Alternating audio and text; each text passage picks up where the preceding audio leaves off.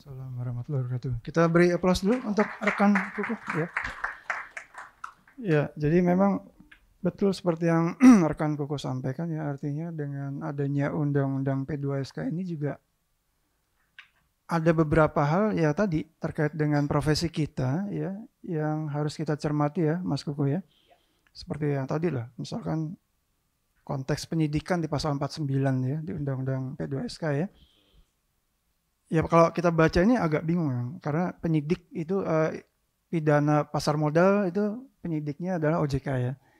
Tapi di atasnya diatur penyidiknya itu siapa? Ada dari kepolisian, ada dari PPNS, ada dari yang diangkat. Terus di ayat berikutnya atau butir berikut harus koordinasi dengan Polri. Nah ini kan masih agak jadi bingung ya, karena kok ada dua misalkan institusi di dalam penyidik OJK sendiri. Nah kalau saya melihat mungkin modelnya kan seperti di KPK ya. KPK kan penyidiknya juga ada yang dari kepolisian segala macam.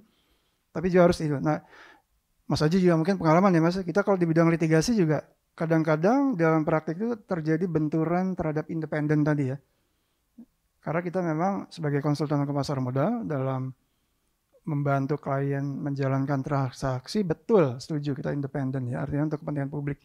Tapi kalau dalam konteks litigasi yang pengalaman saya dan juga mungkin rekan-rekan alami, ini jadi goyang ya. Kenapa? Karena kalau kita murni bicara litigasi, contoh deh kasus kemarin, Asabri, Jiwasraya ya. Ketika kita ditunjuk jadi tim penasihat hukum, kalau kita independen, ya nggak akan bisa kerja. Artinya untuk membantu kepentingan si klien yang didakwa dalam kasus tersebut. Ya ini memang PR panjang juga ya bagi organisasi ya, artinya juga untuk merumuskan itu sejauh mana kan independensinya tadi ya, dalam sektor yang apa, konteksnya seperti apa.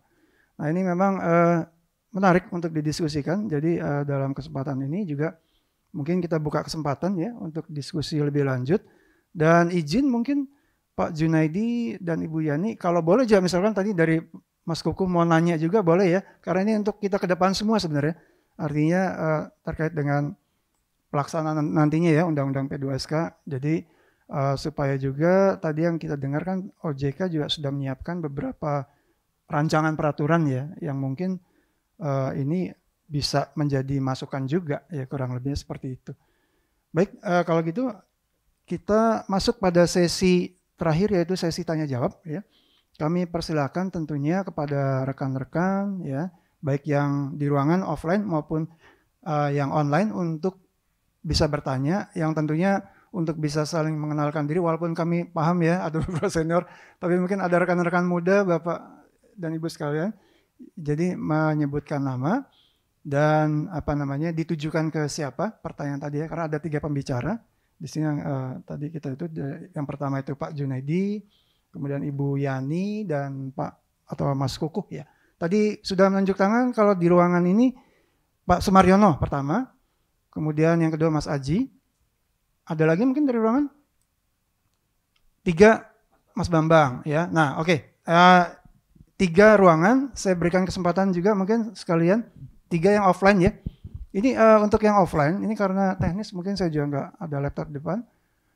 Bisa tampil nggak ya wajah-wajah dari rekan-rekan yang online? Terus mohon bantuannya nanti yang ingin bertanya langsung aja ya. Jadi tidak perlu menulis tapi langsung berbicara ya. Mungkin raise hand dulu nanti dari teman-teman panitia.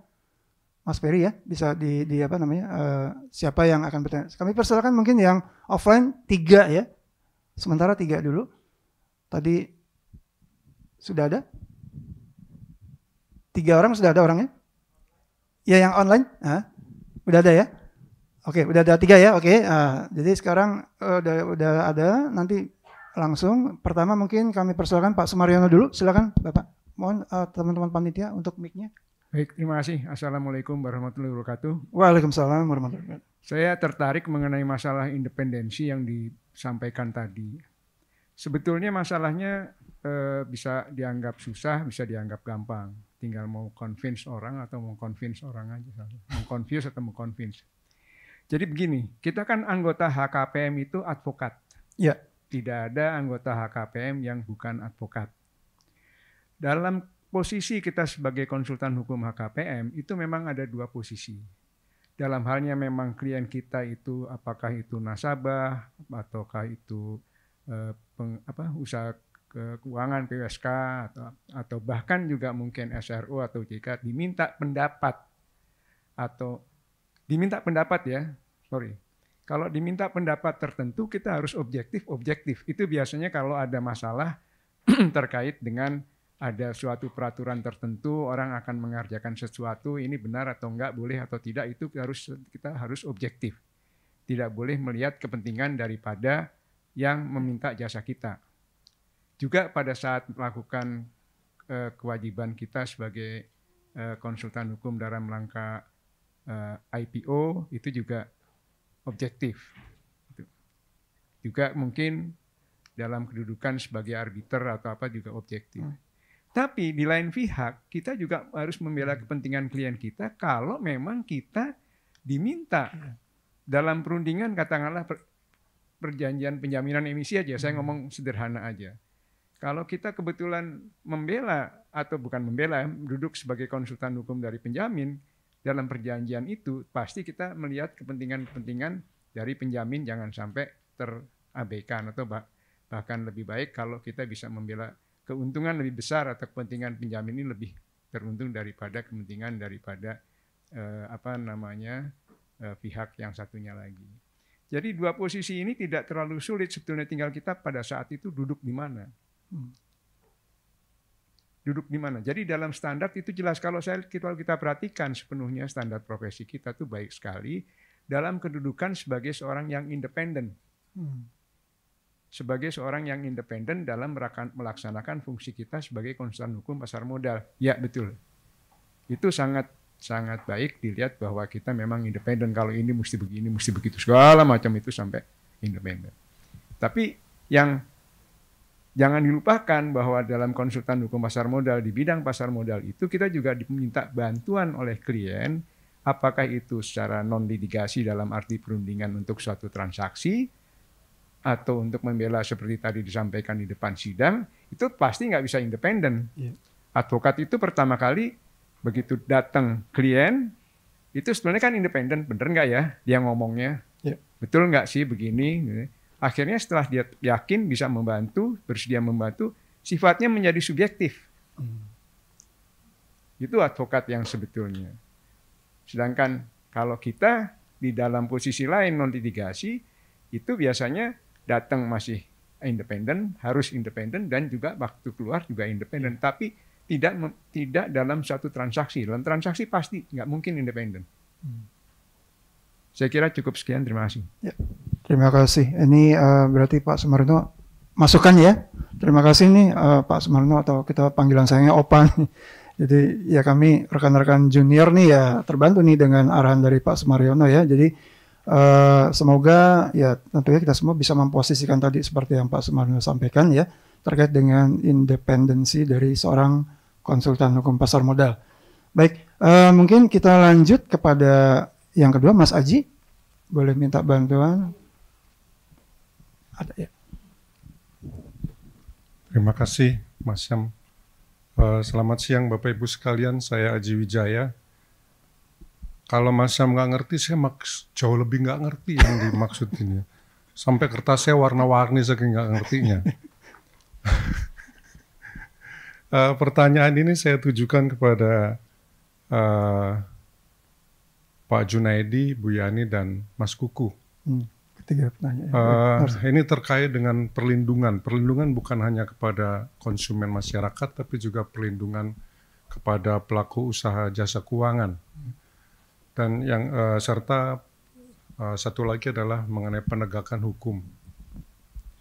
Kalau tadi disinggung oleh Mas Kukuh mengenai Unavia, pada intinya adalah tidak diperbolehkan menjatuhkan sanksi secara kumulatif ya atas satu pelanggaran. Nanti tentunya Mas Kukuh jauh lebih paham. Saya melihat ini sebagai irisan antara prinsip hukum pidana dan prinsip hukum administratif. Jadi ada suatu irisan antara kedua prinsip hukum ini. Saya tanyakan dulu mengenai Ultravia. Sudah terjadi kasus di masa lalu perusahaan yang penanggung jawabnya dalam hal ini direksi karena melakukan penghimpunan dana masyarakat tanpa izin dikenakan pidana. Ya. Satu, putusannya adalah yang bersangkutan dinyatakan bersalah, dihukum badan, hukum pidana. Tapi hukum tambahannya ini yang ngeri gitu ya, kekayaannya dirampas oleh negara. Ya. Padahal itu duit investor loh, duit nasabah loh. Ya. Nah ini nggak ngerti nih dalam kasus demikian nanti ke depannya setelah berlakunya efektif undang-undang ini, bagaimana untuk mencegah terjadinya hal demikian nih, pengadilan memutus seseorang bersalah secara pidana, di saat yang bersamaan harta yang diperoleh dari penghimpunan dana tanpa izin ini dirampas pada negara, padahal itu harus dikembalikan kepada konsumen. Ya. Kalau tadi dijelaskan juga di pasal 29B mengenai bisa juga dibayar selain cash gitu ya, dibayar dalam bentuk lain. Nah, jadi ini saya melihat perlindungan kepada pelaku usaha sektor keuangan, juga perlindungan kepada konsumen. Ini yang menarik juga adalah kebetulan saya aktif di Kepailitan dan PKPU.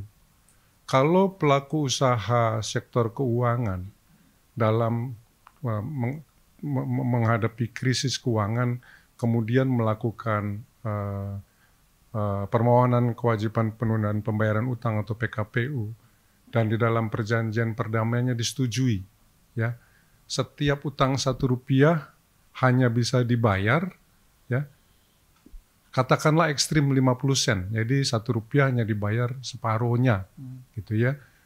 Nah, ini kan artinya ada konsumen-konsumen yang memang berinvestasi Rp1 juta, dia akan memperoleh pembayaran Rp500.000. Nah, dikaitkan lagi nanti mungkin Mas Kuku bisa menjawab tentang unavianya ini. Lah di situ bayarnya cuma separuh, pidananya masa, saya nggak tahu bagaimana penerapan nanti dalam praktek kalau seseorang pidananya dikesampingkan asal administratifnya dipenuhi. Kalau bayar administratifnya cuma bayar separuh, apakah juga menjalani hukuman pidana secara separuh gitu. Nah ini yang lain saya masih nggak ngerti, ada bursa karbon, ada security crowdfunding gitu. Nanti kalau lama-lama akan ada bursa mimpi gitu ya, karena orang nggak bisa mimpi, kita jualan mimpi aja gitu melalui bursa. Itu sedikit pertanyaan dari saya. Juga nanti mohon dari OJK ini, karena tadi ada satu pasal, yaitu pasal 87A berkenaan dengan hak mendahulu dari pemegang saham publik ya. Hak mendahulunya ini harus ditegaskan kembali bahwa dia mendahulu dari pemegang saham non publik. Karena kalau kita bicara hak kreditur yang memiliki hak mendahulu, itu akan tegas diatur dalam pasal 1132 Kitab Undang-Undang Hukum Perdata, siapa yang memiliki hak mendahulu ya. Ada hak mendahulu karena diperjanjikan, ada hak mendahulu karena undang-undang. Jadi mohon nanti di dalam pelaksanaannya hak mendahulu pemegang saham publik atas sisa hasil likuidasi ini ditegaskan bahwa dia mendahulu dari pemegang saham non publik. Itu saja dari saya, terima kasih. Ya, terima kasih Mas Aji. Jadi mungkin efisiennya per pertanyaan langsung dijawab dulu ya. Ini memang menarik nih Mas Aji, betul, karena kalau ya kita yang litigasi ya, terutama yang pidana, konsep tadi administrasi dengan pidana itu ya, yang satu menegasikan yang lain intinya. Ini konsep yang Unavia ini nanti juga bisa menjadi bias ya dalam pelaksananya, karena ya tadi apakah ini masuk ranahnya administrasi negara ataukah pidana ya, khususnya tipikor tadi ya. Nah itu ini bisa satu sesi sendiri nih Mas untuk seminar ya. Tapi untuk bisa mendapatkan gambaran juga mungkin dari Pak Junaidi yang mewakili OJK, kami persilakan mungkin dari Pak Junaidi dulu, untuk selanjutnya Ibu Yani, dan terakhir dengan Mas Kuku ya. Kami persilakan. Baik, terima kasih Pak Sem, Pak Aji. Iya Pak, kami terima kasih dari tadi juga sudah ada masukan-masukan dari Pak Kuku, Pak Aji, Pak Sumarjono ya, Bapak Ibu. Jadi memang masukannya cukup membangun ya. yang tadi beberapa masukan kami tampung, tapi izin kami menjawab untuk yang Unavia. Nah, prinsip Unavia ini sudah diperkenalkan Bapak Ibu di POJK 36 tahun 2018 ya Bapak Ibu ya, terkait konversi pemeriksaan. Jadi saya sudah coba diperkenalkan di level POJK. Cuma karena ini adalah konteksnya pengaturannya, lingkup pengaturannya lebih tepat atau lebih kuat kalau diatur di undang-undang. Jadi pengaturan terkait Unavia ini seperti masuk di dalam undang-undang P2SK. Nah ini apakah konteks pidana atau administratif? Karena kan sebenarnya di undang-undang ini sebenarnya bukan hal baru Bapak Ibu ya, maksudnya di undang-undang pasar modal juga di pasal 100 di penjelasan, cuma memang masih diatur di penjelasan bahwa POM berwenang untuk tidak meneruskan pemeriksaan atau penyidikan di pasar modal hasil pemeriksaan atas dugaan pelanggaran ke tingkat penyidikan. Jadi memang itu sebenarnya adalah satu landasan ketika OJK tidak melanjutkan suatu proses dugaan pelanggaran yang terindikasi tindak pidana ke dalam sistem peradilan pidana, ke penyidikan begitu Bapak Ibu ya. Nah, Unavia ini nanti adalah satu prinsip yang juga sejalan dengan prinsip hukum pidana yang kalau kami tidak salah nebis idem begitu Bapak Ibu ya. Jadi kalau sudah disanksi oleh OJK atas suatu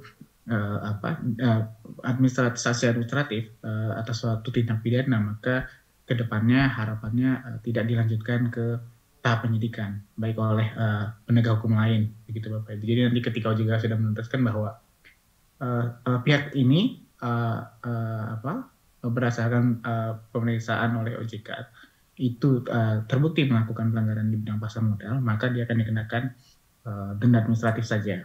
Nah kedepannya atas tindakan tersebut tidak akan dilanjutkan ke tahap penyidikan. Dan ini memang juga perlu koordinasi OJK juga terus melakukan koordinasi dengan kepolisian dan kejaksaan terkait dengan penerapan Unavia ini Bapak Ibu. Jadi Unavia ini kan kalau bahasa Indonesia ini kalau yang kami tangkap itu adalah satu jalan gitu ya. Jadi hanya satu jalan untuk penegakan hukum, karena kan sebenarnya kalau kejahatan di pasar modal kan lebih ke follow the money ya Bapak Ibu ya. Karena ketika dimasukkan ke tahap penyidikan ada beberapa cons ya, misalnya bisa saja bisa berdampak ke market apabila ternyata pihak yang diduga ini mungkin dia memiliki beberapa emiten atau dia itu pihak yang berpengaruh di market. Nah itu kan bisa membuat market jadi bias dengan kasus yang mungkin terblow up karena terjadi penyidikan kepada pihak dimaksud. Jadi memang kalau ternyata dirasa ini akan berdampak ke market, maka OJK akan menetapkan Unavia ini dengan menjatuhkan sanksi administratif. Kemudian tadi yang untuk likuidasi itu Bapak memang arahnya adalah perlindungan kepada pemegang saham publik yang didahulukan dari pemegang saham non publik nih Pak. Memang perlu kami perjelas nanti dalam POJK karena beberapa kasus ada pemegang saham pengendali memang sengaja ini indikasi ya Pak, belum tentu terbukti bahwa mereka memang sengaja mengajukan pilot atau PKPU untuk emitennya. Jadi memang yang perlu dilindungi di sini adalah pemegang saham publik. Makanya sepertinya di pasal 47A sudah masuk pengaturannya, mereka lebih dilindungi dari yang pemegang saham yang non publik. Demikian Pak Sam, Pak Haji yang bisa kami sampaikan. Ya, terima kasih Pak Junadi. Mungkin tadi Pak Sumarno mau memberikan tanggapan. Mohon maaf sedikit aja. Ya. Saya takut kelupaan, maklum saya udah 47 nih suka lupa. Jadi begini, Unavia itu pilihan kan sebetulnya. Kalau diambil pidana, perdatanya nggak boleh. Kalau diambil perdata, pidananya nggak boleh. Sedangkan kalau yang di di aturan pasar modal itu ada hak seperti yang menghentikan penyidikan oleh ketua OJK. Jadi nggak boleh kemana-mana, hanya dia. Nah, kalau dua-duanya yang seperti Mas Aji sampaikan, ini saya pertanyaan bodoh aja sebetulnya. Ini kan seperti ada orang tabrakan.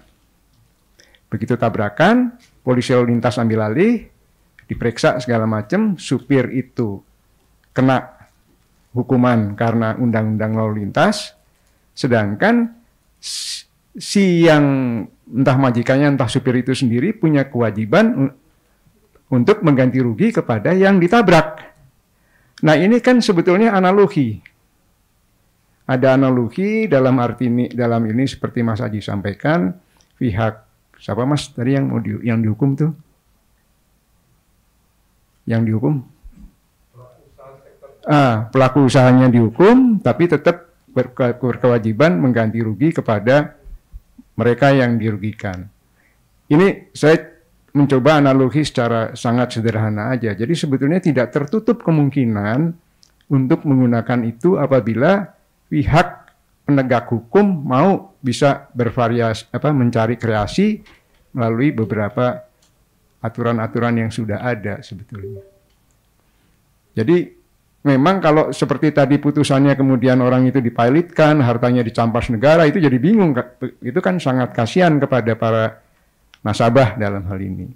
Tapi kalau kita ya cara bodoh saya aja, ini seperti putusan lalu lintas tadi, pelaku yang nakal tadi dihukum, harta dan sebagainya itu dibayar untuk mengganti rugi. Jadi bukan, ini kan negara dirugikannya sampai seberapa jauh kita nggak tahu. Sebenarnya yang dirugikan kan para investor. Sekian, terima kasih. Terima kasih. Ya, jadi Pak Junaidi izin menyampaikan, memang betul seperti yang Bapak sampaikan, untuk Unavia ini perlu koordinasi yang kuat ya antar lembaga. Karena jujur Pak, kalau dalam praktek hukum itu nggak seindah bunyinya. Seperti yang Bapak sampaikan tadi ya, ada dalam beberapa kasus ada ya sudah kena administratif, tapi juga pidana jalan ada itu ya. Jadi ini ya tadi lah, saya juga nggak tahu di Republik tercinta ini, makanya perlu tadi ya, mungkin kita sepakat harus ada koordinasi yang kuat. Sehingga tadi ketika kita bicara untuk sektor pasar modal, ya tentunya kita sepakat semua leadingnya adalah OJK. Ya, artinya untuk penegak hukum yang lain ya harus mengikuti apa yang sudah diarahkan oleh penyidik OJK itu tadi Pak. Jadi itu mungkin masukan sedikit dari kami yang praktisi di lapangan seperti itu Pak. Baik, terima kasih. Mungkin kita lanjut ke Ibu Yani kalau ada tanggapan terhadap pertanyaan Mas Aji. Baik, terima kasih Pak Sam. Suaranya kecil lagi Bu. Masih kecil juga ya Iya, suaranya, halo? betul. Halo? Ini agak besar ya Pak, lumayan. Oke, saya mesti dekatkan ke mic-nya. Iya. Stop kali ya. Iya Bu. Baik, terima kasih Pak atas tanggapan tadi, masukannya Pak Sumarjono, Pak Aji, pertanyaannya. Tapi sebetulnya saya tidak banyak menambah apa yang disampaikan oleh Pak Junaidi. Tadi sudah sangat jelas yang disampaikan oleh Pak Junaidi. Memang sebetulnya awalnya kenapa ini dibawa ke ranah undang-undang, karena tadi Pak kita ingin justru sebagai bentuk pelindungan kepada investor.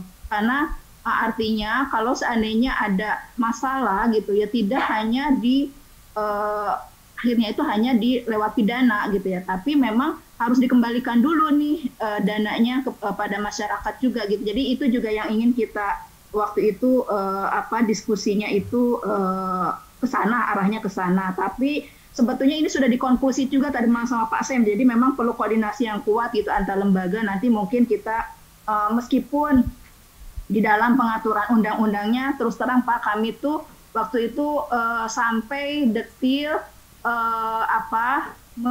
memetakan antara bentuk sanksi administratif tidak hanya di pasar modal, karena ini banyak banyak industri, kita mapping masing-masing termasuk sanksi pidananya harus seperti apa, tujuannya supaya tidak ada regulatory arbitrase di situ, termasuk kita tadi melihat bahwa ini perlu dinaikkan ke undang-undang, tapi ini bentuk perlindungan konsumen mungkin tidak langsung gitu ya, sanksinya itu langsung ke pidana gitu ya, sepanjang tadi hasil dari OJK itu tidak perlu dibawa ke ranah penyidikan, tapi memang bisa diselesaikan tadi penggantian dananya, mungkin itu sudah cukup gitu. Itu yang memang kita waktu itu pertimbangannya lebih memprioritaskan di sisi perlindungan konsumennya dulu gitu ya Pak. Mungkin itu Pak Sam yang bisa kami tambahkan hasil dari diskusi kita dengan lembaga maupun pada saat pembahasan dengan DPR seperti itu. Tapi konsultasi tadi terakhir dari Pak Sam memang perlu koordinasi yang kuat ya pada proses implementasi di lapangannya ya, tidak seindah dengan yang di rumusan pasal yang sudah kita atur. Mungkin seperti itu Pak Sam. Ya, terima kasih Bu Yani. Jadi mungkin juga sedikit mungkin yang tertinggal dari Mas Aji itu adalah konteksnya pelaku usahanya ya. Jadi juga dari Mas Aji memandang perlu juga mungkin ada pengaturan, entah mungkin di POJK ya, kita nggak tahu juga. Jadi bukan hanya konsumennya, tapi juga tadi contoh kasusnya seperti itu, ada juga perlindungannya terhadap pelaku usaha sektor keuangan tadi. Itu mungkin. Sedikit tambahan boleh ya, Pak? silakan boleh Bu. Ya. Di bab 18 terkait dengan literasi, inklusi dan perlindungan konsumen. Sebetulnya di dalamnya kita, kalau Bapak Ibu mencermati, kita juga mengatur apa yang menjadi hak dan kewajiban PWSK konsumen maupun investor gitu ya. Kemudian juga hak, kewajiban serta larangan PUSK, pelaku usaha sektor keuangan. Itu juga mungkin bisa dicermati apa-apa yang memang perlu menjadi kewajiban maupun hak, termasuk juga nanti ujungnya ada ketika itu tidak terpenuhi, maka karena kata-katanya adalah wajib gitu ya, nanti kita ada tuh pengaturan di bawahnya itu mengenai bentuknya apakah nanti sanksi administratif atau sanksi pidana gitu ya Pak ya. Karena misalnya salah satu contohnya PUSK, pelaku usaha sektor keuangan juga sekarang diwajibkan loh memberikan juga literasi atau materi, tidak hanya menawarkan produk jasa tapi juga ada kewajiban memberikan literasi. Tidak hanya menjadi kewajiban literasi itu otoritas atau pemerintah, kementerian lembaga, tapi juga PUSK. Itu salah satu contohnya. Ketika dia tidak melakukan itu, ada sanksi di bawahnya itu yang kita kenakan. Mungkin seperti itu tambahannya Pak Sam. Ya, baik, terima kasih Bu masukannya Bu. Mungkin kita ke Mas Kukuh ya untuk bisa menjawab pertanyaan Mas Aji. Ya, terima kasih Mas Sam. Jadi kalau kita bicara Unavia ini memang benar kata Mas Aji bahwa ini ada irisan antara hukum administrasi dengan hukum pidana. Tapi memang irisannya kalau saya punya perspektif lebih berbeda sedikit Mas Aji. Jadi begini, Unavia itu memang kalau diambil dari akarnya tadi, dia sama kayak double jeopardy. Tidak bisa dihukum, tetapi persoalannya adalah harus dipilih. Tidak bisa dihukum dua kali atas hal yang sama, tapi harus dipilih. Apakah mau administrasi, apakah terus dilanjutkan pidananya. Nah, Unavia ini itu juga beranak lagi menjadi ada yang namanya restoratif justice kalau di Undang-Undang P2SK itu. Itu disebutkan secara tegas di dalam Undang-Undang P2SK. Kenapa Unavia ini tidak bisa lepas dari restoratif justice? Karena restoratif justice itu prinsipnya adalah dia pemulihan kerugian, tetapi tetap harus memenuhi rasa keadilan bagi korbannya. Nah, inilah yang sebetulnya menjadi satu persoalan. Sampai sejauh mana kita bisa memenuhi rasa keadilan itu? Simpelnya gini aja, saya tanya dengan semua yang hadir di sini, termasuk mungkin yang di online. Bisa nggak kita bisa menjelaskan secara ansih bedanya fairness dengan justice?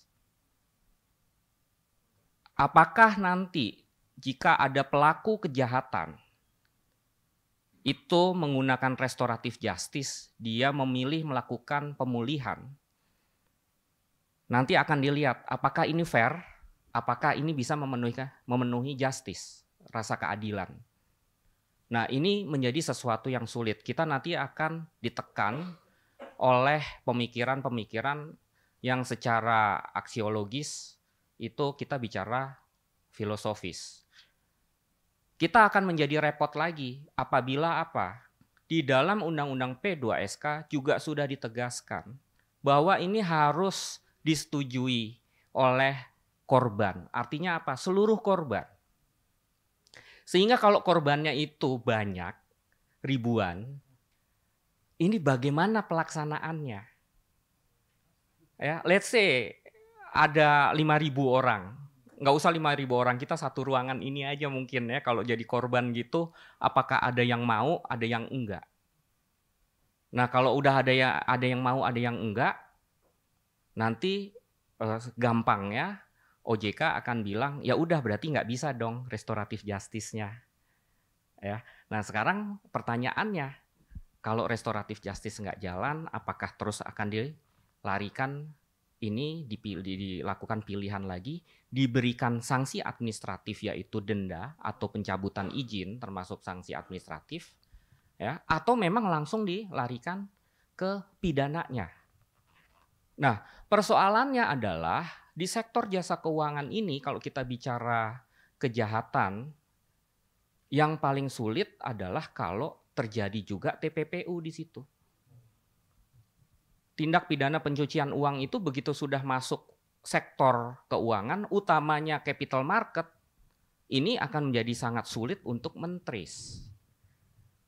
Nah, kalau sudah seperti itu lagi, timbul lagi pertanyaan, ini nanti dia kena apakah karena by design melakukan kejahatan?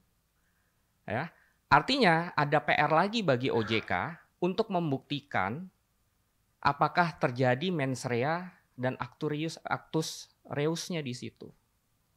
Ini persoalan karena apa? Disebutkan restoratif justice yang harus memenuhi rasa keadilan. Nah, ini menjadi sulit dan kita sebagai praktisi di sini juga harus bisa menyikapi lebih bijak. Artinya begini, saya sepakat juga dengan Opa bahwa di titik tertentu kita harus tahu kita sebagai advokat apakah kita akan merepresentasikan klien kita ataukah kita harus bertindak secara independen sesuai dengan undang-undang, secara normanya seperti itu. Persoalannya adalah pada saat kita memilih salah satu, kita juga harus tahu bagaimana kita menyikapi dampaknya terhadap stabilitas sektor keuangan. Itu sudah disebutkan di dalam Undang-Undang P2SK. Salah satu konsideran untuk penegakan hukumnya adalah konsideran bagaimana dampaknya terhadap stabilitas sektor keuangan. Contohnya begini, kalau kita katakanlah merepresentasikan seorang klien, dia PUSK, dia diberikan pilihan restoratif justice, misalnya seperti itu, ya, menghadapi 10.000 investor, 10.000 korban. Nah, kalau kita berpikir sebagai corporate lawyer, kita akan menekankan, oh bisa nih harusnya direstrukturisasi. Korban ini kita alihkan, kita konversi menjadi satu dengan instrumen tertentu, kita geser menjadi perdata. Nah, pada saat ini sudah tergeser menjadi perdata, ya, katakanlah asumsikan seluruh korban mau, maka itu pidananya benar-benar akan hilang. Kenapa? Sudah bergeser menjadi perdata. Tinggal kalau kita perdata, PUSK-nya itu tidak bisa memenuhi kewajiban, berarti kita bicara one prestasi. Nggak ada lagi di situ PMH 1365, perbuatan melawan hukumnya sudah nggak ada lagi. Pidananya sudah nggak ada lagi. Nah, kalau sekarang katakanlah dari 5.000 korban, 2.500 oke dengan perdata, 2.500 sisanya nggak oke. 50%, 50%. Apakah ini akan bisa dijalankan? Kita sebagai corporate lawyer akan bilang, ini dalam rangka restrukturisasi untuk PUSK. Beberapa korban akan berpikir begini, lebih baik saya menerima 50% atau berapapun itu uang saya, daripada si pelakunya dipenjara, asetnya dirampas oleh negara, dan I get nothing, saya nggak dapat apa-apa. Ya, ada yang berpikir seperti itu. Ya, jadi lebih baik dia menerima perdatanya. Dia menerima perdatanya karena dia punya ketakutan bahwa dia nanti nggak seperti itu. Ya. Nah, tapi ada juga yang berpikir dia tidak peduli dengan hasilnya. Yang penting pelakunya itu dipenjara. Dia akan bilang, saya investasi, saya siap rugi. Saya investasi, saya siap rugi. Ya udah, pelakunya dipenjara aja. Gitu. Ada juga yang seperti itu. Nah, bagaimana menyamakan persepsi, bagaimana menyamakan paradigma dalam hal ini, tentunya hanya bisa dilakukan tidak hanya dengan melakukan literasi. Tetapi komunikasi publik itu juga harus dikedepankan. Makanya kalau menurut saya memberikan masukan bagaimana OJK itu juga harus melakukan komunikasi publik. Instead hanya dengan literasi keuangan. Karena literasi keuangan ini tidak bisa efektif tanpa adanya komunikasi publik. Pengetahuan, legal knowledge dari setiap orang akan berbeda. Mungkin mereka tidak melihat resikonya begitu mereka tanda tangan misalnya ya, restoratif justice itu. Ya, begitu mereka tanda tangan mereka baru sadar, oh iya ya dia jadinya nggak bisa dipidana. Tapi begitu itu nanti gagal lagi misalnya, ya nasabah-nasabah ini akan teriak, dia harusnya dipidana loh, tapi sudah bergeser ke perdata. Nah ini yang memang struktur yang harus kita sama-sama jaga, jangan sampai pemahaman seperti itu terjadi. Ya, kita tahu bahwa bagaimanapun seharusnya ada penegasan ya, bahwa yang namanya restoratif justice itu sebenarnya ya, dia tidak menghilangkan unsur pidananya sampai benar-benar terpenuhinya rasa keadilan. Ya, tetapi kapan titik itu terjadi? Ya, nah inilah yang kita praktisi juga bersama dengan OJK tentunya harus punya pemahaman yang sama. Dan kalau bisa saya memberikan masukan juga kepada OJK Pak Junaidi, bagaimanapun juga legal framework-nya dalam penerapan kedua prinsip tersebut ini harus benar-benar tegas secara normatif. Ya, karena legal gaps bisa terjadi pada saat terjadi penerapan tersebut. Nah, ini makanya saya juga menyambut baik apabila memang penegak hukum di sektor keuangan ini menjadi tunggal di OJK. Artinya apa? Memiliki perspektif yang sangat baik dan dalam di sektor keuangan. Artinya sangat mengetahui sekali. Tetapi persoalannya, apakah pengetahuan kita di sektor keuangan ini juga bisa membantu dalam memenuhi tadi rasa keadilan tadi yang mungkin kita juga harus paham mengenai fairness dan justice itu sendiri dalam pelaksanaannya. Itu kalau menurut saya. Itu. Terima kasih, Mas Sem. Baik, terima kasih. Jadi masukan dari Opa, masukan silakan, dari Opa. Silakan. Pak Sumardi. Ya. Tadi mic-nya? Maaf nih sedikit bukan apa-apa. Begini Pak Kukuh dan Pak Sam. Kalau apa yang disampaikan itu benar dan saya setuju, kalau udah diambil keputusan udah perdata aja, jangan dipidana lagi. Tapi ini masalahnya kembali lagi soal fair dan keadilan segala macam berbicara. Itu memang suatu yang abstrak. Tapi kan masalahnya begini. Kalau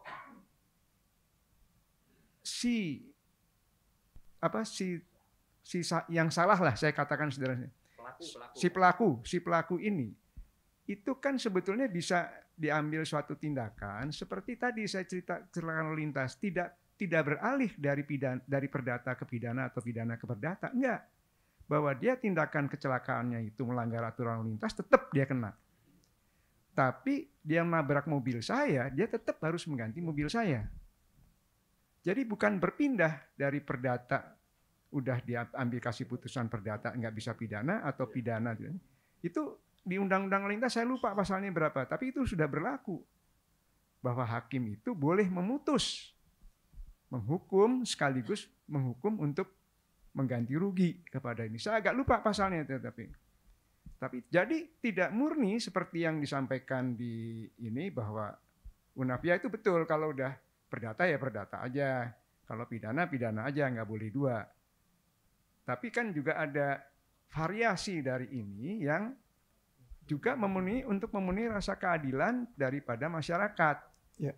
Nanti seorang tanda kutip lah, seorang penipu yang begitu pandainya, dia menggunakan tata cara yang ada di capital market atau di dalam restructuring keuangan, financial engineering, dia merugikan orang segitu banyak orang, wah udah selamat dia.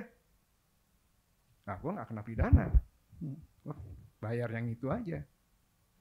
Nah ini sama aja seperti saya nggak sengaja nabrak, artinya mobil supir saya nabrak orang kecelakaan meninggal bisa 6-5 orang nih karena dia tidur ngantuk 6-5 motor dia tabrak semuanya. Nah, terus tapi diganti rugi ini, terus bebas ya enggak juga gitu.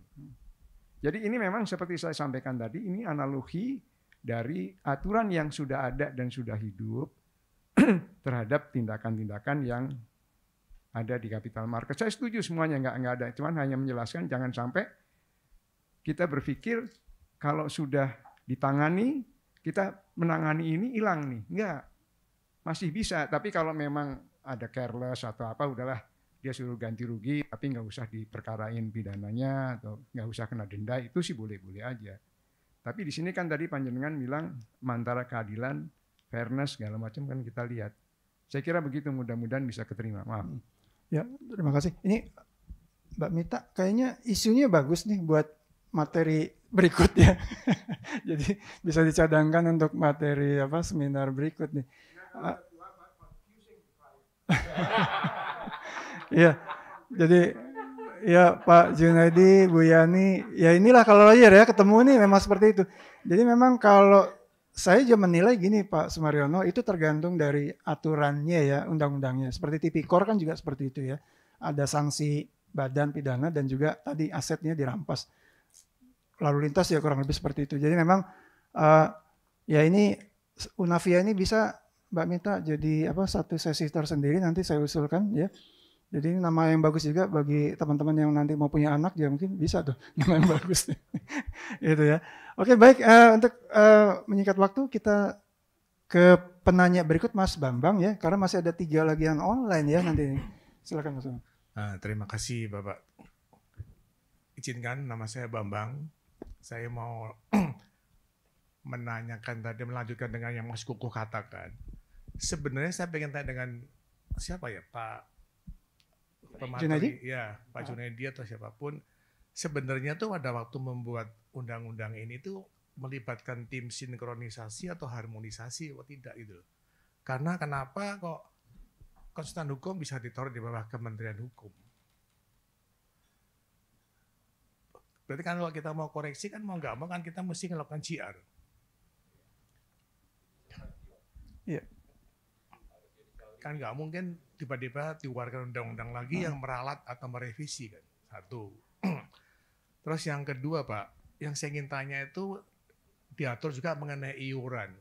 Kalimatnya ini intinya dia tuh nggak mau kehilangan iuran kalau saya baca. Bahwa iuran yang sudah berlaku tetap dapat ditagih sampai dengan tahun 2024. Tahun 2025 dapat ditagih lagi dengan menggunakan base-nya undang-undang ini. Jadi intinya iurannya jalan terus. Terus jujur, untuk apa iurannya itu manfaatnya buat kita? Itu yang kedua. Yang ketiga, saya ingin tanya lagi mengenai itu. Dengan adanya undang-undang P2 ini, sepertinya kita mesti agak waspada loh. Di dalam pasalnya tuh ada yang menyebutkan bahwa pernyataan pendaftaran itu hanya 20 hari sekarang. Kalau dulu kan 45 hari. Ya. Karena masih belum banyak yang tuh saya pikir yang 20 hari itu. Jadi makin mepet waktunya kan. Betul. Nah, itu.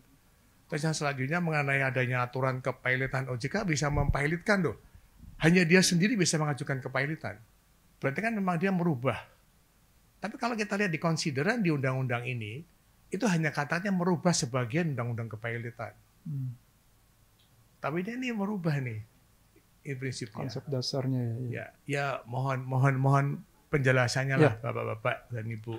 Oke, baik Mas Bambang. Ini kebetulan dapat info Bu Yani mau ada rapat, cuman Bu boleh nggak Bu? Ini kayaknya soalnya arahnya ke Ibu nih sebagai dokter yang melahirkan pertanyaan Mas Bambang tadi. Kalau izin boleh Bu, sebelum pamit mungkin bisa dijawab dulu ya yang ini.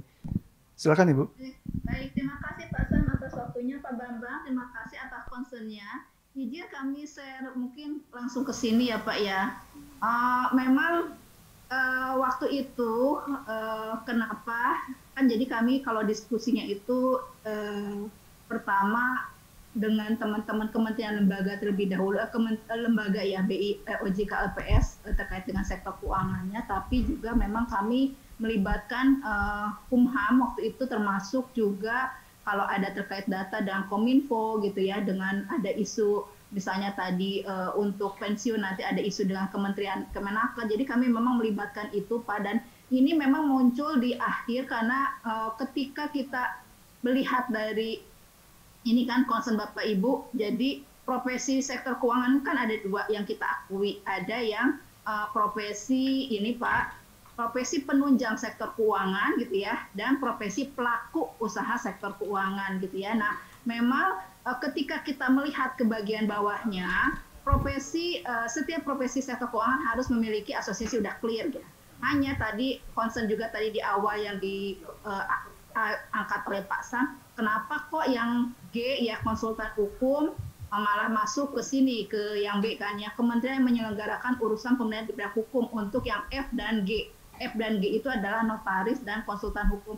Ini memang Pak yang waktu diskusi dengan Kumham merasa mereka masih memiliki kewenangan untuk menyelenggarakan melakukan pembinaan dan pengawasan terkait dengan Bapak Ibu yang ada di notaris dan konsultan hukum, meskipun tadi ya ketika kita undang-undang advokat. Halo? Ya silakan Bu. Ya, sabar. Sektor keuangannya kan tetap perlu koordinasi dengan misalnya untuk pemahaman terkait dengan isu sektor keuangannya mungkin dengan teman-teman OJK yang merupakan otoritas dari sektor keuangan itu sendiri, termasuk diskusi dengan industri. Tetapi ketika untuk pembinaan dan pengawasannya gitu ya, memang diminta untuk tetap di tanda petik di bawah pembinaan dari Kumham Pak. Itu yang memang pada saat diskusi dengan teman-teman di sana meminta untuk yang F dan G tetap di bawah Kumham Pak. Itu Pak. Jadi memang ini hasil diskusi kami dengan kementerian lembaga Pak, sehingga rumusannya menjadi seperti ini. Meskipun mungkin tadi ada concern ya dari sisi nanti implementasinya akan seperti apa gitu, karena memang untuk OJK ada nanti pembinaan pengawasannya tertentu. Di sini ada huruf H ya, huruf H itu adalah terkait dengan ahli syariah jasa keuangan, kemudian juga untuk yang terkait dengan pajak di kami Kementerian Keuangan A sampai E ya. Memang ini yang akhirnya rumusannya seperti ini hasil dari masukan dan timbangan dari kementerian lembaga terkait. Begitu Pak Bambang. Semoga bisa memuaskan ya. Karena mungkin Iya, memang. paham Pak Sam, karena kan mungkin teman-teman konsultan dan kan tadi ya ada duduk di 2 kaki atau 3 kaki, kan mungkin nanti akan merepresentasikan juga ke PUSK gitu yang membantunya gitu, atau juga harus mempresentasikan dirinya sendiri yang harus independen, tapi juga mungkin nanti diminta bantuan untuk isu yang lain tadi yang ada bulat-bulat yang disampaikan oleh Pak Kuku ya di OJK, kemudian juga mewakili nasabah atau investor. Tetapi ketika untuk pembinaan dan pengawasannya khususnya yang terkait dengan Bapak yang notaris dan konsultan hukum memang diminta untuk tetap stay di sana oleh teman-teman hukum. Ini Ya, silakan. izin Bu. Jadi gini Bu. Gimana Pak? Dari awal yang namanya konsultan hukum itu tidak pernah di bawah Kementerian Hukum dan HAM. Karena kita Undang-undang advokat. advokat, iya. Ya, itu undang-undang advokat ya, OPA ya. Undang-undang advokat 18 itu kita diberikan kewenangan di asosiasi ya, di asosiasi, bukan di Kementerian Hukum dan HAM. Sedangkan kalau kita bicara konsultan hukum yang lebih bergerak di sektor keuangan, dari awal itu sebetulnya Bapepam dulu, terus di OJK. Tapi itu adalah masalah registrasi standar STTD ya, STTD. Ya, jadi ya hanya mendaftarkan. Nah, jadi karena bunyinya seperti itu, otomatis menjadi relevan pertanyaan rekan saya, rekan Bambang. Lah terus berarti kita nggak bayar 5 juta lagi ke OJK gitu kan? Apakah terus bayar langsung ke kementerian? Nah, dasarnya kementerian untuk melakukan itu apa? Nanti kita bisa pertanyakan juga gitu ya. Karena ini ada undang-undang advokat ya. Dan kita berbeda gitu. Itu sih Bu, ininya Bu, nggak apa-apa. Ya, makasih Mas Kuku. Ya, jadi iya Bu, sedikit juga tambahan Bu. Kenapa kok kita mandiri? Karena memang yang memberikan izin itu organisasi kalau advokatnya. Kalau notaris memang kementerian, ya, yang memberikan izinnya. Dan makanya kita, ya dia ujiannya pun di kementerian kalau notaris. Tapi kalau kita organisasi, kita menguji sendiri, mengangkat dan menyumpah tadi Bu. Seperti itu sih. Ya nggak apa-apa Bu, ini juga jadi sesi menarik nanti untuk apa namanya tanya jawab. Mungkin dari Pak Junaidi ya, tadi nih terkait mungkin pungutan 5 juta juga nih kayaknya. Kita mau tanya juga nih. Apakah Bapak bisa juga memberikan tanggapan? Terima kasih Pak. Iya, terima kasih Pak Sam, terima kasih Pak Bambang. Ini saya ini izin Pak nih kalau ke kelembagaan terkait pungutan nih, saya iya kami kebetulan karena di dalam ini di DIM kami dibahas per klaster ya Bu ya nih. Jadi memang kami yang mohon izin kalau terkait pungutan ya maksudnya kan pungutan pasti akan membahas pungutan secara besaran untuk LCK, profesi dan standar. Kami izin Pak kalau pungutannya kami takut ini ya Pak, takut tidak sesuai atau mislead nanti keterangan kami. Karena ini kami tidak ikut dalam pembahasan, tapi kemudian untuk terkait dengan yang tadi disampaikan Pak Bambang ya, sebenarnya proses 20 hari kerja di OJK sebenarnya ini ya Pak, untuk mendukung ya Bapak Ibu ya, jadi bukan untuk menyusahkan gitu ya. Jadi kan Bapak sampaikan ke kami dokumen, maka di OJK itu paling lambat tuh 20 hari kerja itu harus sudah selesai gitu PP-nya, jadi sampai dengan efektif itu. Jadi sebenarnya itu ke kami gitu, jadi kayak seperti pelayanan bahwa dengan ada UPDSK ini jangan lama lagi nih, 45 itu kan tahun 95 tuh, waktu belum ada teknologi, belum bisa menggunakan sistem dan sebagainya. Dan sekarang ini dengan sudah adanya sistem, sudah berkembangnya pengawasan, konsep pengawasan harusnya bisa lebih cepat. Sebenarnya bukan menjadi beban Bapak dan Ibu, tapi lebih ke kami supaya memberikan pelayanan lebih cepat dalam proses sampai nanti penawaran umum ataupun penawaran terbatas. Demikian yang bisa kami tambahkan buat Pak Bambang, Pak Sam. Ya, baik. Terima kasih Pak Junaidi. Izin ini untuk yang online, ya mungkin pertanyaannya 3 orang langsung 3-3-nya aja ya, jadi nanti dijawab sekaligus bersamaan. Dan kalau bisa mungkin pertanyaannya singkat dan padat ya, karena ini waktunya juga, mohon maaf. Kita untuk ruangan ini ada waktunya juga. Oh iya, silakan Ibu Yani. Tapi suaranya Ibu, mohon maaf, kecil sekali.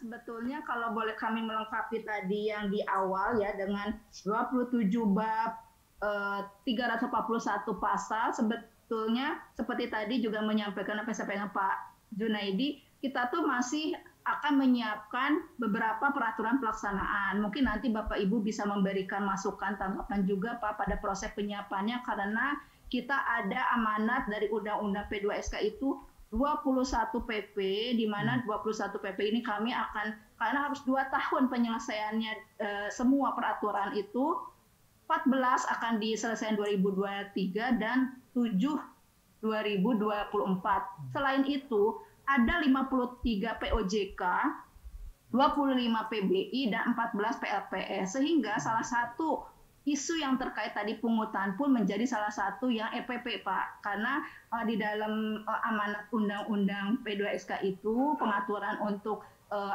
terkait dengan pungutan ada nanti salah satu NPP yang harus diselesaikan di tahun 2023. Nanti kita materinya akan kita bahas bagaimana tekan pengenaan dan kewajiban membayar pungutan, penggunaan jenis dan besar pungutan, pelaporan akuntabilitasnya, pembayaran pungutan, termasuk penyesuaian kewajiban pembayaran pungutan dan sanksi administratif. Seperti jadi tadi yang dimaksud apakah masih tetap harus bayar ataukah memang tetap ini, nah mungkin jangan-jangan akan jadi materi di situ juga ya Pak ya, karena mungkin ada penyesuaian kewajiban. Mungkin itu Pak tambahannya. Jadi kekhawatiran Bapak Ibu misalnya kalau memang ternyata diakses, diteliti, dianalisa itu memang perlu menjadi bahan penyesuaian, bahan perbaikan, bisa saja nanti menjadi memberikan masukan di RPP yang sedang kita siapkan. Mungkin begitu Pak Sam. Makasih. Ya, terima kasih Bu Yani. Ya. Ini semoga 3 penanya yang online tidak ada kaitan dengan Bu Yani ya, karena ini tadi ada informasi Bu Yani harus menghadiri rapat ya Ibu ya. Jadi mungkin udah dipanggil terus, mohon maaf. Iya ya, makanya ya kita harus relakan ya Bu Yani untuk apa lebih dahulu. Pertanyaan yang terkait dengan ini tertulis, kalau misalnya nanti direspon boleh Pak? Boleh ya. Nanti mungkin akan minta tolong teman-teman panitia mencatat ya, jadi bisa disampaikan ke Ibu. Sebelum meninggalkan mungkin Ibu Yani atau nanti karena terburu-buru nanti ada dari kami Bu Cendramati ya, mewakili virtual aja Bu ya. Nanti Siap, diwakilkan di akhir sesi. Intinya kami terima kasih nih Pak sudah diundang dan hadir dengan di bapak-bapak yang memang sangat ini ya konsen tentang hukum, dan tentu banyak materi yang perlu kita didiskusikan tadi Pak Sam juga sudah mencatat, mungkin ada beberapa yang perlu serial seminar gitu, dan Bapak Ibu kami juga memang ini dalam proses akan lakukan sosialisasi terkait undang-undang P2SK yang tadi dirasa susah dipahami, jelimet gitu. Nah ini memang sedang nanti akan ada serial diskusi dan sosialisasi ke stakeholders terkait untuk hal ini Pak. Jadi mudah-mudahan nanti kekhawatiran dan kesulitan Bapak Ibu bisa terjawab pada proses-proses berikutnya. Baik. Itu, Pak. Ya, kami juga terima kasih banyak kepada Ibu Yani ya yang sudah berkenan memberikan ilmunya, dan juga mungkin bisa kami sampaikan kepada Pak Junaidi dan Bu Yani dalam hal nanti membuat rancangan peraturan butuh masukan misalkan ya dari kami HKPM bersedia, dan kami juga mohon mungkin bantuan rekan-rekan nih yang senior ya yang expert di bidangnya, kalau suatu saat diminta bantuan oleh OJK ataupun tempatnya Bu Yani juga bisa berpartisipasi ya dalam memberikan masukan peraturan. Nanti kita ada sesi meaningful participation Pak, kita akan siapkan landing page juga, dan misalnya bisa diundang online ataupun diskusi maupun nanti memberikan masukan secara tertulis di landing page, nanti kita bisa ini kan. Baik Bu, terima kasih Bu. Ya, baik kalau gitu ya terima kasih Bu sekali lagi kami ucapkan ya. Kami persilakan. Ya. Bapak Ibu mohon maaf. Ya. Semoga membantu materinya, mohon maaf kalau terburu-buru ya, Ibu menyampaikan. Baik. Izin live. Ya, silakan Ibu. Terima kasih. Assalamualaikum. Waalaikumsalam. Kepada 3 penanya yang online ya mungkin kalau boleh karena waktunya singkat dan padat ya. Langsung 3 penanya. Ini saya lihat mantan Pak Ketum ya, Bang Haris ya. Ya, silakan Bang Haris. Sehat selalu ya, Bang. Alhamdulillah. Oke, mohon saya bertanya singkat saja, Pak Sam dan para narasumber. Terima kasih ada Pak Junaidi, ada Dr. Kuku. Terkait dengan yang tadi diskusi tadi, ini masalah eksistensial organisasi dan profesi konsultan hukum. Pertanyaan saya adalah, apakah memang OJK dengan kesadaran penuh merelakan pengawasan atas hukum dialihkan dari dirinya? Karena itu juga merubah organisasi OJK yang existing loh. Dan juga saya contohkan ada POJK 66 tahun 2017. Ini jelas beda sekali. Apakah memang ini paradigma baru yang didukung penuh oleh OJK atau OJK tidak menyadari konsekuensi ini? Karena kalau ditarik seperti ini nggak relevan lagi kita dengan POJK 66-nya gitu. Yeah. Jadi sangat serius masalah ini. Mudah-mudahan bisa diselesaikan. Apakah dengan kemudian POJK 66 dipertahankan lalu nggak ada lagi turunan dari Kumham? Karena kalau ada dualisme, nggak ada relevansinya Kumham masuk ke kita untuk masalah konsultan hukum ini, karena sektornya khusus keuangan. Mungkin itu aja. Jadi dorongan kepada Pak Junaidi agar OJK tetap memperkuat positioningnya mengenai masalah ini, agar domain pembinaan jangan dibatasi pada konsultan syariah. Masa OJK hanya mengerti syariah? Kan lucu ya. Jadi kalau kami melihat kita masih lebih tepat berada di organisasi atau otoritas yang membawahi sektor keuangan. Yeah. Jadi seperti itu mungkin komentarnya. Terima kasih. Ya, makasih Bang Haris. Mungkin kita lanjut ke penanya kedua yang online. Silakan. Ada? Oh, tertulis. Waduh, ini kalau tertulis ini saya jauh-jauh bacanya susah ya. Bang Sam, saya bantu baca pertanyaan. Oh, boleh. Sorry. Baik. Untuk pertanyaan yang kedua adalah dari Pak David Kairupan. Pertanyaan untuk Pak Junaidi Tarigan. Dalam Undang-Undang P2SK, definisi pengendali dalam konteks PTTBK diubah, di mana threshold di atas 50% sudah tidak diatur lagi. Pengendali hanya dikaitkan dengan kemampuannya dalam menentukan direksi Dewan Komisaris dan atau kemampuannya mempengaruhi tindakan direksi dan Dewan Komisaris tersebut. Apa dengan demikian konsep pengendali PTTBK dalam POJK 3 2021 dan POJK 9 2018 yang menggunakan threshold di atas 50% tidak lagi berlaku? Oke, baik. Untuk itu kita penanya terakhir ya. Silakan sebelum dijawab seluruhnya. Ini kayaknya 2 pertanyaan mengarah ke Pak Junaidi memang. Yang ketiga, silakan. tertulis juga ya? Baik, izin saya bantu Pak Sam. Siap. Terima kasih rekan Ju. Pertanyaan berikutnya dari Ahmad Zakaria Umbra. Izin bertanya kepada Bapak Junaidi, berkenaan dengan definisi efek yang diperluas dalam Undang-Undang P2SK, berarti dapat disimpulkan untuk kontrak investasi ini hanya terbatas kontrak yang terkait saham di bursa efek saja, dan masih menyentuh aspek pasar modal ya. Seperti kontrak-kontrak yang diperdagangkan di luar bursa itu tidak termasuk. Lalu, apakah nantinya akan diatur lebih lanjut dalam POJK yang merincikan sejauh mana definisi kontrak investasi ini? Demikian. Oke, baik. Terima kasih rekan Juju. Jadi ini 3 penanya nampaknya seluruhnya ke Pak Junaidi, Pak. Ya, kami mohon kesediaan Bapak untuk bisa menjawab. Terima kasih. Terima kasih Pak Sam. Ya, izin Pak Abdul Haris Rum. Gitu ya Pak. Memang izinkan ini Undang-Undang P2SK ini kan disusun oleh DPR dan pemerintah begitu ya Pak. Kami di sini narasumber saja kadang ataupun pihak yang dimintakan tanggapan untuk untuk substansi pengaturan. Nah ini kami izin memang ada beberapa memang yang kami juga akan tindak lanjuti Pak terkait dengan pengaturan di Undang-Undang P2SK Pak, baik dengan nanti Kementerian Keuangan selaku pemrakarsa di Undang-Undang P2SK ini, nanti juga termasuk koordinasi dengan pihak-pihak lain yang seperti Bapepti ataupun Kementerian Hukum dan HAM Pak. Ya bukan hanya di profesi di konsultan hukum, tapi di akuntan juga ada beberapa singgungan Pak. Jadi memang kami juga dalam proses Pak, sudah kami sadari, tapi dalam penyusunan itu memang kami ada beberapa kali mungkin kami tidak diajak untuk sampai dengan penetapan, tapi selanjutnya kami mungkin dengan sudah terbit ya kami harus koordinasi ini bagaimana dengan pengaturan di sektor pasar modal yang memang sebelumnya sudah diatur nih Bapak dan Ibu. Ini memang terima kasih Pak untuk masukannya. Ini juga masukan yang sangat baik, nanti juga pasti akan kami tindak lanjuti Pak, karena kan ada beberapa hal selain profesi yang memang kami akan juga konfirmasikan sampai nanti supaya lebih soft ketika implementasinya. Demikian Pak Abdul Haris, Pak Sam. Kemudian tadi Pak David Khairupan itu ya Pak, ini sama Pak, yang ini pengendali adalah di sini kan belum diatur ya Pak terkait dengan threshold di mana di pasar modal tuh benchmarknya sudah ada thresholdnya di atas 50% gitu ya Pak, dari peraturan Bapak maupun peraturan OJK pasti akan menggunakan parameter tersebut, karena di sini juga pasti akan sangat memperluas, tapi akan sangat susah ketika implementasinya Pak untuk menentukan bahwa dia itu adalah pengendali Pak. Tapi apakah POJK tadi akan otomatis tidak berlaku? Nah ini kami juga akan assess Pak di ketentuan turunannya nanti, apakah nanti ini merupakan apakah masih bisa berlaku POJK 3 ataupun yang mengatur pengendali tadi, atau kami di peraturan selanjutnya akan tetap menggunakan ini. Nah ini memang ini juga kami dimintakan masukan kemarin itu adalah dengan beberapa kasus yang ada Pak, akhirnya disepakati bahwa susah untuk mencari pengendali kalau kita buatkan parameter gitu. Itu dalam perkembangan kan banyak sekali orang yang tidak memiliki 50 atau bahkan tidak memiliki saham di emiten tersebut tapi dia mengendalikan itu. Nah ini makanya kami kemarin diajak untuk berdiskusi terkait dengan pengendali.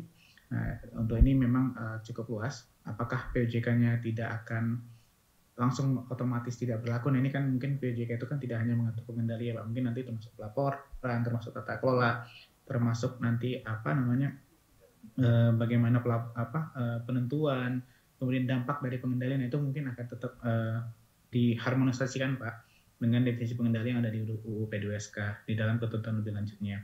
Tapi apakah tidak akan berlaku lebih lanjut pengendalinya? Secara hukum harusnya masih tetap ya Pak. Ini kan lebih luas ya. Apakah nanti ini adalah bagaimana titik acu dari teman-teman pengawas untuk menentukan suatu pengendalian atau tidak. Tapi dampak-dampaknya kan masih ada di POJK tadi Pak.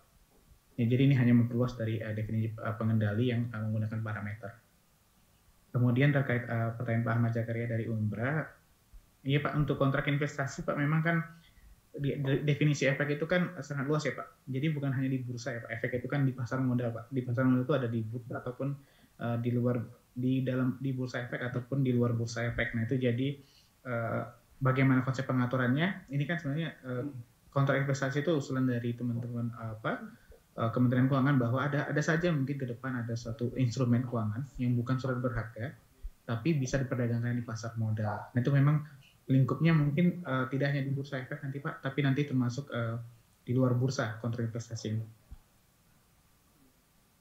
Tadi memenuhi unsur-unsur dari efek seperti ada perjanjian antara penerbit atau tidak, kemudian ada manfaat ekonomis dan sebagainya. Nah, nanti akan ada, kalau di penjelasan itu ada efek yang ditetapkan oleh OJK. Jadi efek-efek baru akan ditetapkan bahwa ini adalah ranahnya OJK atau tidak. Demikian Bapak Ibu, Pak Sam, Pak Abdul Haris, Pak David, sama Pak Ahmad Zakaria. Terima kasih. Ya. Terima kasih Pak Junaidi atas penjelasannya. Ini Mas Kuku ada tambahan? Karena iya arahnya tadi ke Pak Junaidi ya. Jadi, oh ya Pak Sumarinda silakan. Ya. Bukan, saya agak lupa sedikit. Itu mengenai pengendalian, itu memang oke lah kalau 50% itu nggak apa-apa. Tapi ada satu kalimat, saya lupa di PUJK yang mana, kecuali dia menyatakan bahwa kendati pun punya sekian persen, tetapi tidak mengendalikan. Jadi ada pernyataan, itu saya agak lupa tuh. Jadi kalau misalnya bunyinya itu seperti sekarang, itu nggak bisa lagi. Tapi saya ingat ada satu jalan, saya agak lupa terus terang di peraturan mana, itu dulu 20% atau berapa persen, kendati punya sekian persen, tetapi bisa menyatakan dia tidak mengendalikan. Nah itu jadi dia termasuk tidak mengendalikan di situ. Saya agak lupa tempatnya di mana, tapi mohon Pak Junaidi. Apa namanya? Pak Junaidi. Pak Junaidi. Pak Junaidi, bukan Junaidi, saya ingat nama belakangnya. Pak Cerdas. Pak Tarigan, Pak Cerdas Tarigan, saya ingat benar. Itu jadi kalau tempo hari ada tuh, jadi kecuali tidak mengendalikan, dia tidak mengendalikan. Ada pernyataan yang harus dibuat. Saya mohon maaf nih kalau saya salah, tapi saya ingat saya ada. Tapi karena ini sama sekali tidak ada, berarti sudah berubah. Tertutup kemungkinan untuk seseorang yang kendati pun punya lebih, tapi tidak ingin mengendalikan. Itu aja, dia bukan pengendali. Baik, terima kasih. Ya, makasih Pak Sumarino. Mungkin ini catatan ya Pak Junaidi dari kami, artinya nanti di POJK-nya nanti yang ke depannya ya untuk merumuskan. Oke, baik. Ya, makasih. Rekan-rekan semua, baik yang offline dan online, ini karena waktu ya.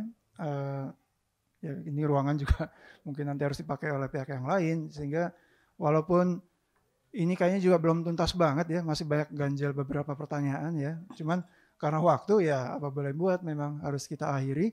Tapi ya yang saya perhatikan dari hasil seminar hari ini ya, kita semua pihak, artinya baik dari peserta maupun dari narasumber juga masing-masing mendapatkan masukan-masukan ya, dan kita bisa berdiskusi dengan baik. Semoga apa yang kita lakukan hari ini bisa bermanfaat ke depan untuk semua pihak, itu aja.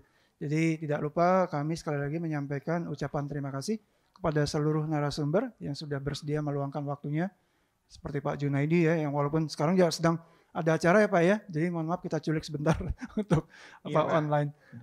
Jadi terima kasih sekali atas kesediaan waktunya. Ya, semoga di lain kesempatan Pak, kalau kita butuh nanti ini lagi ya bisa berkenan untuk hadir kembali ya, seperti itu. Baik, kalau begitu kita akhiri. Sekali lagi kita beri aplaus untuk semua narasumber tentunya dan untuk kita semua. Ya. Dan dengan ini saya akhiri sesi acara seminar yang akan dilanjutkan nanti dengan penyerahan kenang-kenangan ya dari panitia. Saya kembalikan, sebelumnya saya ucapkan wassalamualaikum warahmatullahi wabarakatuh. Dan satu hal, kita menjelang masuk bulan suci puasa ya, ya mohon maaf lahir batin kepada semua, dan kita semua bisa memaafkan sesama ya supaya ibadahnya berjalan lancar. Selamat beribadah puasa bagi yang menjalankan. Terima kasih. Assalamualaikum warahmatullahi wabarakatuh. Saya kembalikan ke Mbak Juju ya. Terima kasih Pak Sam. Waalaikumsalam warahmatullahi wabarakatuh. Baik. Sampai kita di akhir acara. Terima kasih atas perhatiannya semua yang rekan yang telah hadir online dan offline. Terima kasih atas pemaparan dari para narasumber dan diskusi yang kita hari ini yang menarik. Dan tentunya kepada Pak Sam yang sudah memandu jalannya acara, pertanyaan, dan diskusi. Baik, acara selanjutnya kita masuk ke dalam penyerahan tanda terima kasih dari HKHPM. Saya mendapatkan informasi Pak Iwan izin karena ada meeting. Jadi kali ini tanda terima kasih dari HKHPM akan diwakili oleh Mbak Luki, Ibu Sari Luki Taningsih, Wakil Ketua HKHPM. Karena tadi Bu Yani sudah pamit duluan, kali ini diberikan kepada Pak Kuku. Mohon Bapak.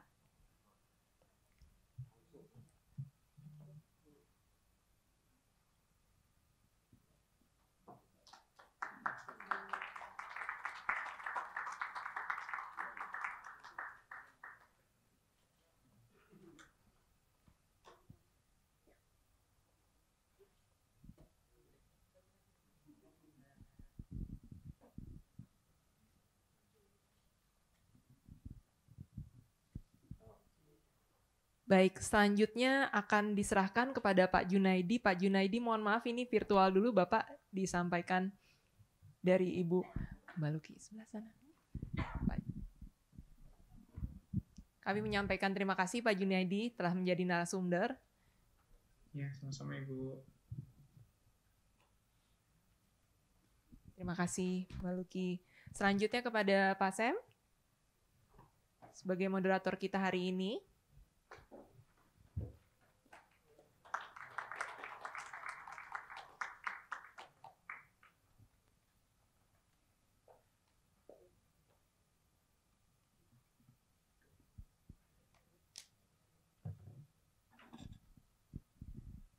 Oke, acara terakhir adalah foto bersama.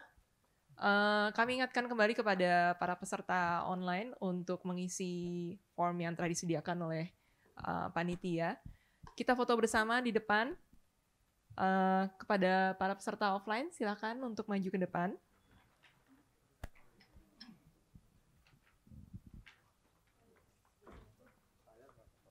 Di sebelah sini kita foto bersamanya, Bapak Ibu, silakan.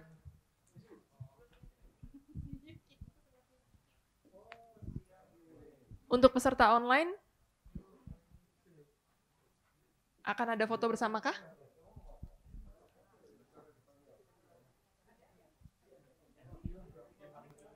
Oke, peserta online mohon agar dibuka kameranya. Sambil menunggu yang offline untuk mengatur posisi, saya tunggu untuk peserta yang online agar dibuka kameranya. Panduan dari saya, ada 4 slide ya Pak? Oke, ada 4 slide. Peserta online kita foto dulu. 1, 2, 3. Oke, berikutnya. Slide yang berikutnya. 1, 2, 3. Slide berikutnya.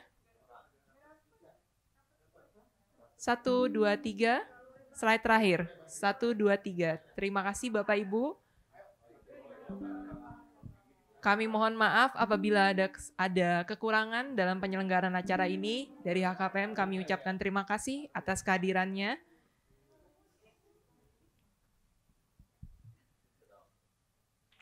Oke, foto bersama peserta offline.